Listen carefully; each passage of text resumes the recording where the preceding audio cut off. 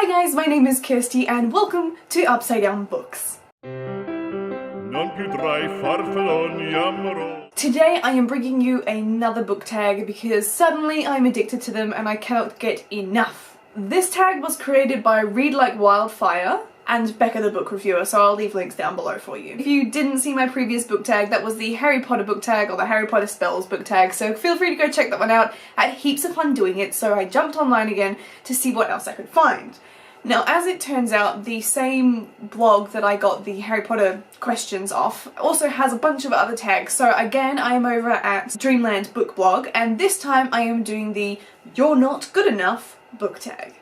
Now, the You're Not Good Enough book tag has me super excited because we're going to be asking a series of questions and then we're going to be battling off two literary characters to see which one would best suit the task at hand. This is all going to make a lot more sense as we progress through the questions, but I have my bowl of characters here. In here are 30 different characters that I have thought of off the top of my head, so they're very random. I'm super excited to see how this is going to work. I haven't actually read through all of the questions of the tag yet, just the first one, so I really do not know how these characters are going to suit the answers, but I think we should just get going into it. Question number 1. You only have one more spot on your spelling bee team. Who do you pick? Here we go, here we go.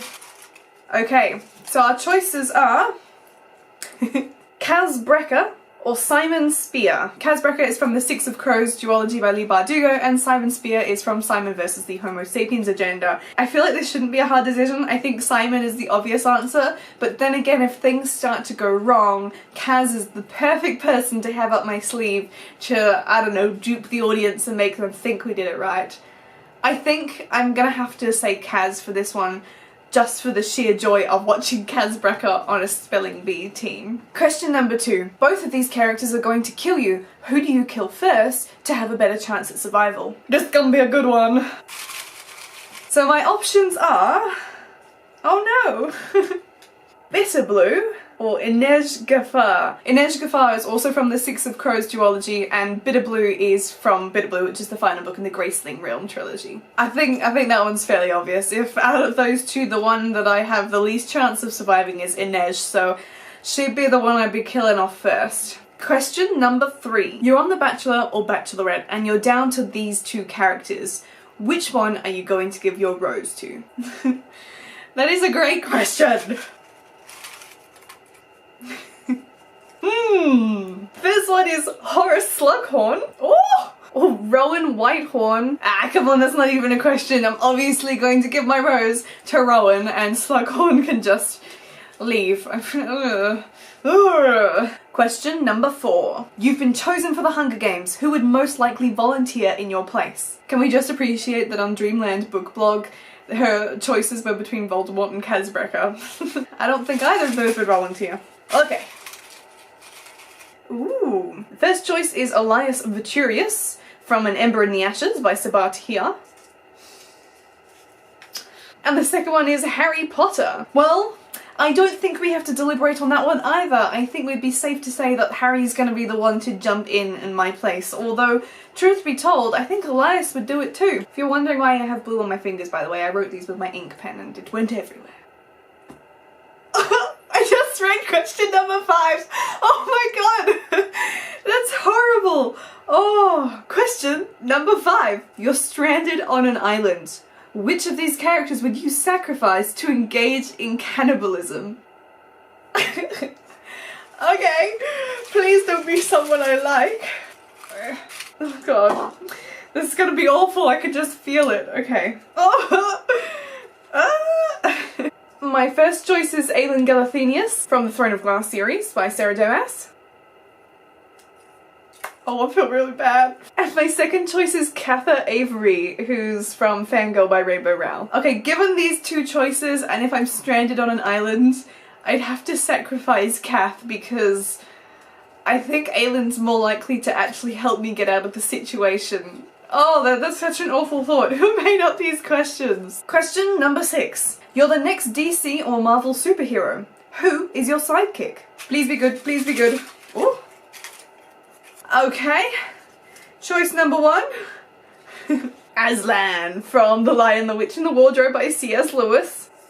Oh, Oh, wicked. Feyre Archeron from the A Court of Thorns and Roses series by Sarah J Maas. That's actually a relatively hard choice because, I mean, if I had Aslan on my team, that would be pretty epic. But at the same time, Feyre's also really cool. Oh my goodness. If I wanted a sidekick, I feel like a lion would be so cool. This is a difficult choice. I don't know if I can choose. Aslan or Feyre?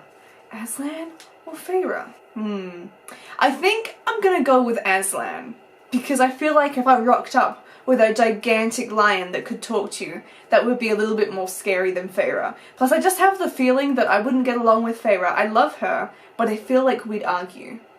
So, Aslan for that one.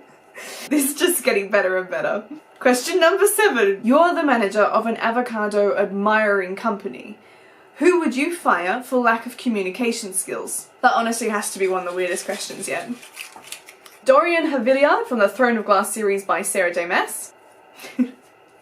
Or Peter Pan. I think that one's easy. I think Dorian has pretty good communication skills, and I think Peter Pan's tendency to insult people probably wouldn't go down too well. So goodbye, Peter. Question number 8. You've just finished a book in which your favourite character dies. Which character is most likely to comfort you? Option number 1, Aedion Ashriver from the Throne of Glass series by Sarah J Maas.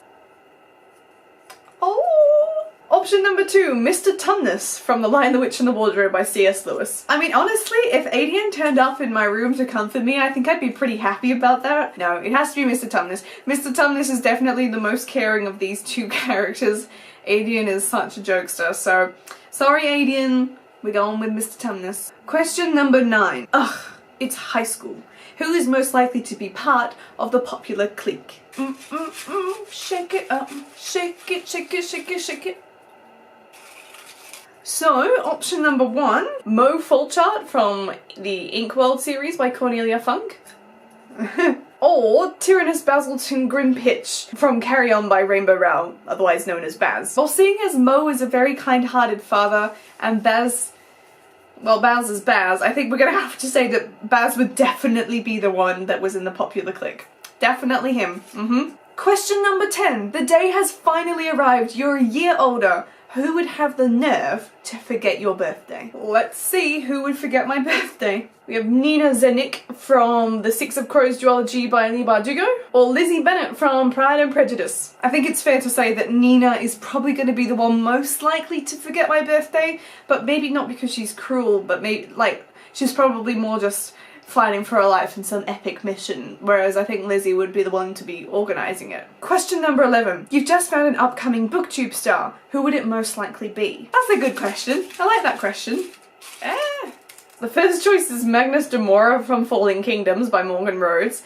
Yeah, I'm really not convinced it's gonna be him. Oh my god, the options! The options! My second choice is Rhysand from A Court of Thorns and Roses by Sarah J Maas. Okay, I have to say, neither of those would be super likely, but Rhysand, could you imagine if Rhysand had a booktube channel?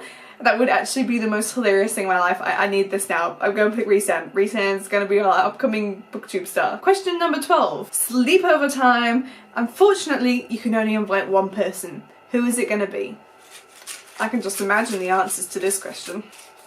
Option number 1 is Ginny Weasley. Option number 2 is Katza from The Graceling Realm by Kristen Cashore. Well, those were disappointingly tame answers. I think I'd have to pick Ginny.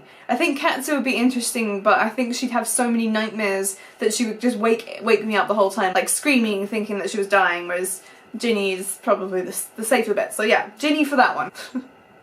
Oh my god, question number 13.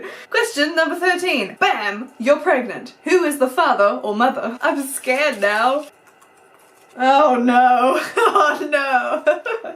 Okay, so option number 1 is Tarzan from Tarzan of the Apes by Edgar Rice Burroughs. Or, well then, Fred Weasley. As wonderful as Tarzan is, I'm gonna say that Fred has to be answered to that one. I was suddenly pregnant. I'd quite like Fred Weasley to be the father. Question number 14. You've just written a really important text. Who would see it, but not reply? Who's gonna be the Rudy Patootie? Option number 1 is Lucy Pevensey from The Lion, the Witch and the Wardrobe by C.S. Lewis.